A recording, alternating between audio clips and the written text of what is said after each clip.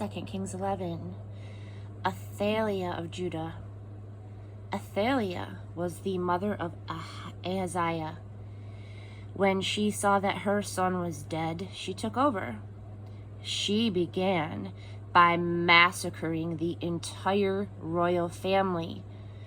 But Jehosheba, daughter of King Jehoram and sister of Ahaziah, took Ahaziah's son Joash and kidnapped him from among the king's sons slated for slaughter.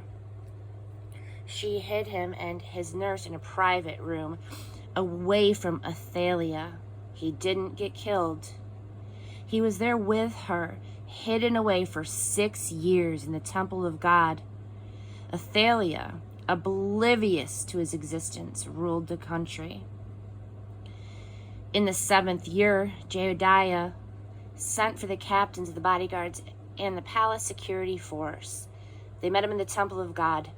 He made a covenant with them, swore them to secrecy, and only then showed them the young prince. Then he commanded them, "These are your instructions. Those of you who come on duty on the Sabbath and guard the palace, and those of you who go off duty on the Sabbath and guard the temple of God, are to join forces at the time of the changing of the guard and form a ring around the young king, weapons at the ready. Kill anyone who tries to break through your ranks. Your job is to stay with the king at all times and places, coming and going." The captains obeyed the orders of Jedidiah the priest. Each took his men, those who came on duty on the Sabbath and those who went off duty on the Sabbath, and presented them to Jedidiah the priest. The priest armed the officers with spears and shields originally belonging to King David, stored in the temple of God.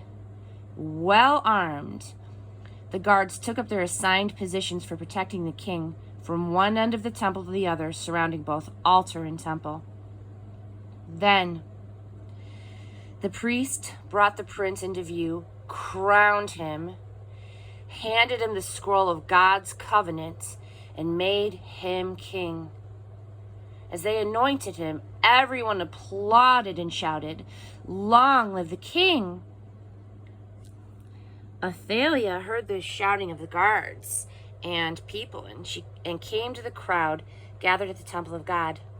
Astonished, she saw the king standing beside the throne, flanked by the captains and heralds, with everybody beside themselves with joy, trumpets blaring.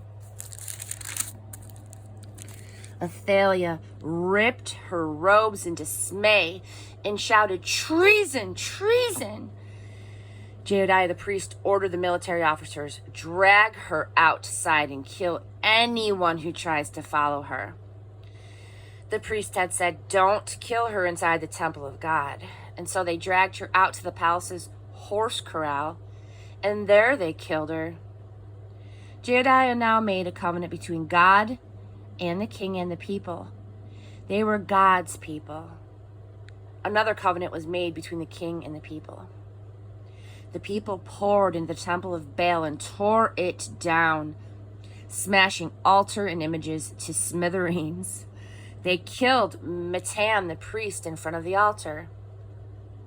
Jedidiah then stationed sentries in the temple of God. He arranged for the officers of the bodyguard and the palace security, along with the people themselves, to escort the king down from the temple of God, through the gate of the guards, and into the palace.